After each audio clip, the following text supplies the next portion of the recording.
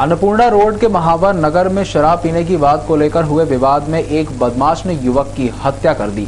हत्या के बाद पुलिस ने आरोपियों को हिरासत में ले लिया है, लेकिन एहतियातन महावर नगर में फोर्स तैनात है।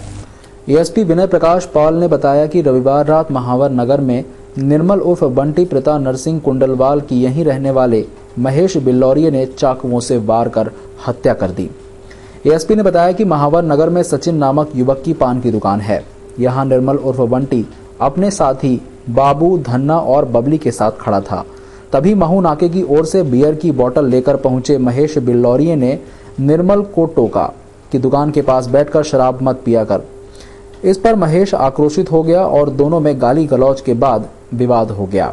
प्रत्यक्षदर्शियों ने बताया कि महेश की भी पान की दुकान के पास एक दुकान है जो उसने किसी मटन वाले को किराए पर दी है। विवाद होते ही महेश मटन दुकान की ओर भागा और वहां से मटन काटने का बड़ा सा छुरा लेकर निर्मल उर्फ बंटी पर हमला कर दिया। महेश ने निर्मल को पेट, पीठ और पैर में 3 वार किए। वह जान बचाने के लिए चीखते हुए भागा तो उसके साथियों ने बीच बचाव कर महेश को पकड़ा। दशहरा मैदान निचली बस्ती में महावर नगर के सामने वहाँ रहते हैं। एक बीच बचाव कर रहे थे सामने वाला, तो निर्मल उर्फ बंटी। कब की घटना है ये 7 बजे के आसपास। तो किसने मारा इनको, कुछ नाम आया सामने? निर्मल उर्फ बंटी है। घायल निर्मल को यूनिक अस्पताल ले गए, जहां उसने उपचार के दौरान दम तोड़ दिया। ये दोनों लड़ रहे थे, मुर्गे वाले गए और चाकू लाकर मार दिया। नहीं तो किस बात को लेकर लड़ रहे थे? ये मालूम नहीं किस बात को, ये पता नहीं है किस बात को लेकर गुट्ठा हो यार। वो भक्के गया मुर्गे वाले की दुकान में, चाकू लाया, 2 चाकू मार दिए पेट। तो मारा किसने चाकू? ये इसने महेश। तो किसने मारा चाकू? वो दोनों लड़ रहे थे ना, महेश और बंटी। किस बात को लेकर लड़ाई हुई? ये नहीं पता। तो ये बाबा गिर गया हमारा रोड पे था, तो अम्मा ने आके बोला मुझसे कि बाबा के लग गई, तो मैं बाबा को लेकर आ रही थी। तो बंटी ने 2 बार, उसने भैंस ने 2 बार तो चक्कू मार दिया बंटी के, और तीसरी बार और मारने लगा ना, तो बाबा को ऐसे लेके आ रही थी ना, तो उसने मेरे हाथ में उसे दी। आपको भी लगा? वो तो गिर गया और मेरे लग गई। रविवार की शाम लूट की वारदात को अंजाम देने वाले 3 आरोपियों को पुलिस ने मुस्तैदी से पकड़ लिया।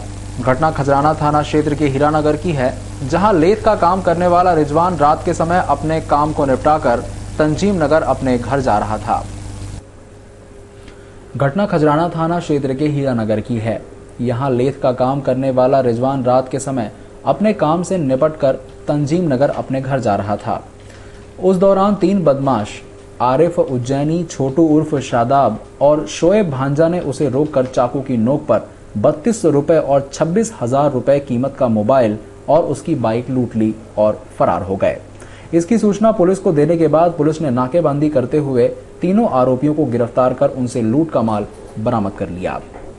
ये हिना कॉलोनी से तंजीम नगर अपने घर तरफ जा रहा था और उसी समय ये आरिफ उज्जैनी और छोटू शादाब और शोएब भांजा, ये तीनों लोग आए, इसको रोका और आरिफ उज्जैनी ने चाकू उड़ा दिया और शादाब और शोएब ने उसके 3200 रुपये नकदी और उसका मोबाइल छीन के भाग लिए मोटरसाइकिल से। ये हिना कॉलोनी की घटना है।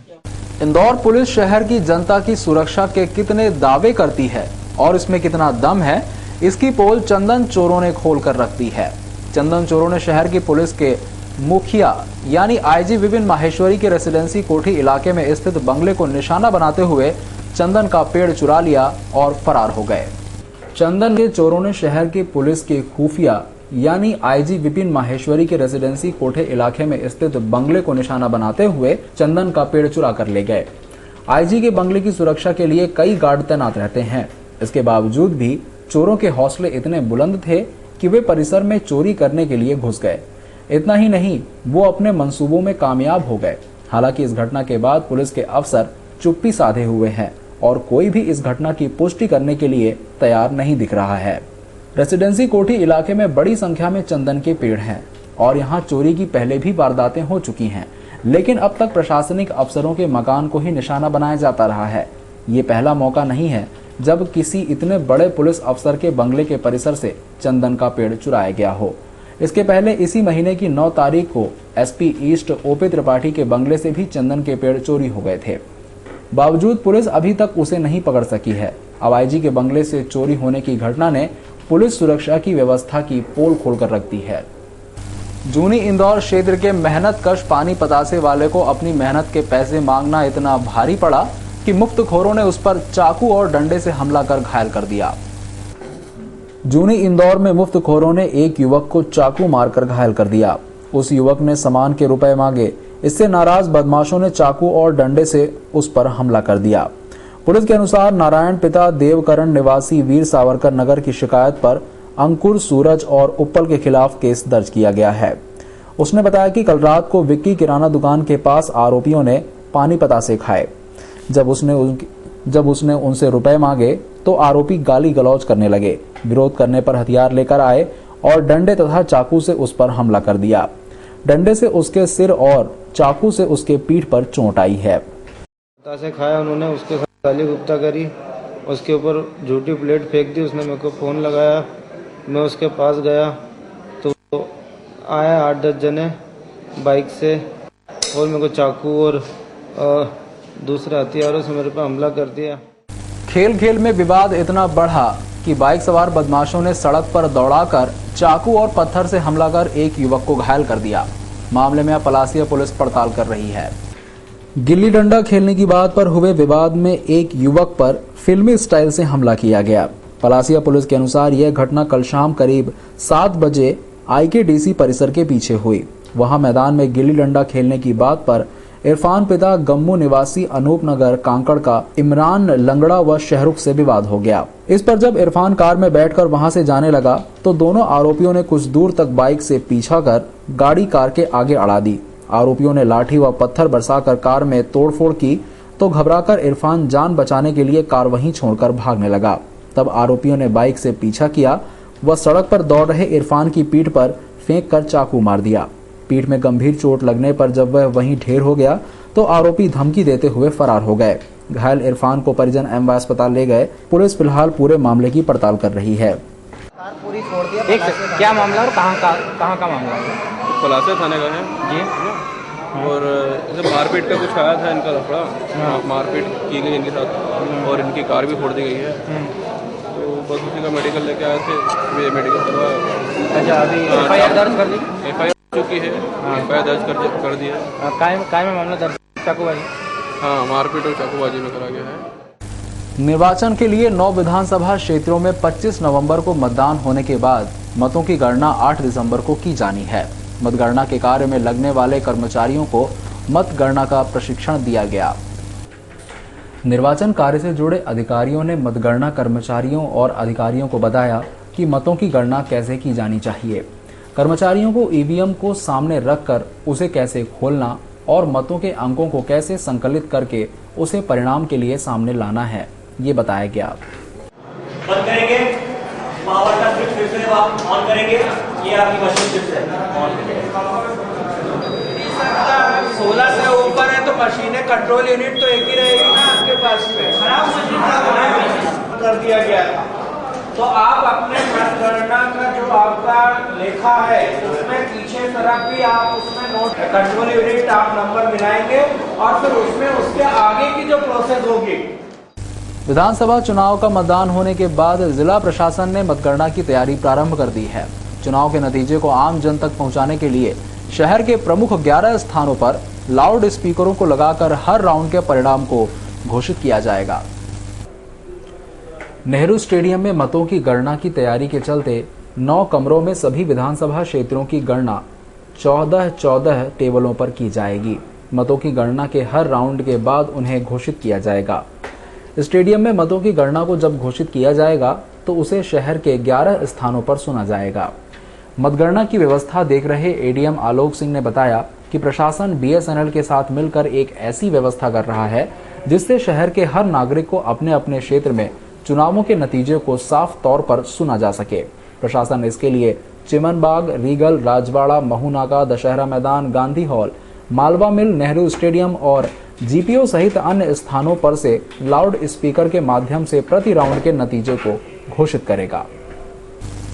रविवार से शुरू होकर सोमवार दोपहर तक चली इंदौर उज्जैन रूट के बस ऑपरेटरों की हड़ताल सोमवार दोपहर को समाप्त हो गई। हालांकि इसके पूर्व इंदौर से उज्जैन जाने वाले यात्री बस हड़ताल की वजह से सरवटे क्षेत्र में बस के लिए परेशान होते रहे। सोमवार को उज्जैन से सोमवती अमावस्या का स्नान और कार्तिक सवारी के महत्व को देखते हुए इंदौर से उज्जैन जाने वाले यात्रियों की संख्या काफी थी। इसी के चलते प्रशासन ने सोमवार दोपहर को बस ऑपरेटर्स के साथ बैठक कर हड़ताल खत्म करवाई। शास्त्री ब्रिज के नीचे पार्क रोड का निर्माण शुरू होने की वजह से नगर निगम ने पार्क रोड को आगामी आदेश तक लगभग 1 माह के लिए रविवार को बंद कर दिया। चूंकि इस रास्ते से उज्जैन के लिए बस रवाना होती हैं, लेकिन इन बसों को प्रशासन ने MY से कृषि कॉलेज होते हुए MR10 का रास्ता बतौर विकल्प दे दिया था। प्रशासन के इस डायवर्जन प्लान का विरोध करते हुए इंदौर से उज्जैन बस चलाने वाले बस ऑपरेटर्स रविवार को हड़ताल पर चले गए, क्योंकि नए डायवर्जन प्लान की वजह से उन्हें 10 किलोमीटर लंबा मार्ग तय करना पड़ेगा। ऑपरेटर किराया बढ़ा नहीं सकते और डीजल के दाम फिर बढ़ गए हैं। ऐसे में ऑपरेटर्स को नए डायवर्जन प्लान के अनुसार बस संचालन करना महंगा और मुश्किल हो जाएगा। और हम तो चलाने के लिए तैयार है बसें, हमें रूट हमारे हिसाब से दिया जाए।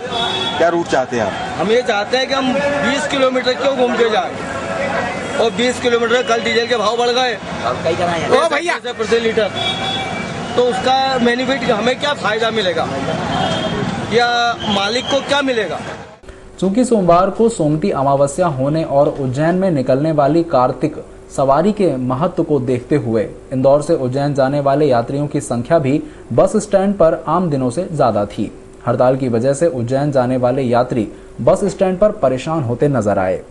हालांकि प्रशासन ने यात्रियों की परेशानी और सोमती अमावस्या के महत्व को देखते हुए बस ऑपरेटर्स को बैठक के लिए कलेक्टर कार्यालय बुलाया।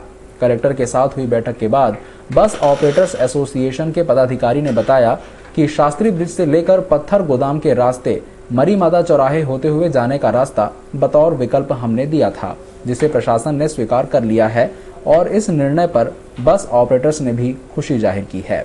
पत्थर गोदाम होकर उज्जैन की ओर चले जाएंगे। इस निर्णय का हम लोग सब स्वागत करते हैं और स्थानीय प्रशासन, RTO प्रशासन, पुलिस प्रशासन का हम धन्यवाद देते हैं कि हमारी अल्प समय में मांग को माना गया है, इसलिए हम उनको धन्यवाद देते हैं। जय हिंद। RTO और DSP ने भी इस मामले पर चर्चा करते हुए बताया कि बस ऑपरेटर के सुझाए मार्ग का अवलोकन करने के बाद उन्हें अनुमति दे दी जाएगी, लेकिन साथ ही यह हिदायत भी दी गई है कि शास्त्री ब्रिज से रेगल और पत्थर गोदाम आते वक्त कहीं भी बस रोककर यातायात को बाधित नहीं करेंगे। बसों के आने और जाने के लिए यही मार्ग रहेगा। ये सरवटे बस स्टैंड से स्टार्ट करके अपना कौन सा प्लाजा है, यशवंत प्लाजा से शास्त्री बीच पे चढ़ के आएंगी बसें और वहाँ से लाल अस्पताल घूम के पत्थर गोदाम होते हुए दरगाटी होते हुए उज्जैन के लिए जाएंगे। इसी प्रकार आने का भी रास्ता यही रखा है। आने के रास्ते के लिए हमने शास्त्री ब्रिज से रिगल चौराहे होके मधुमिलन चौराहे होके सरवटे बस स्टैंड पे पहुँचने के लिए इनको रास्ता बताया है।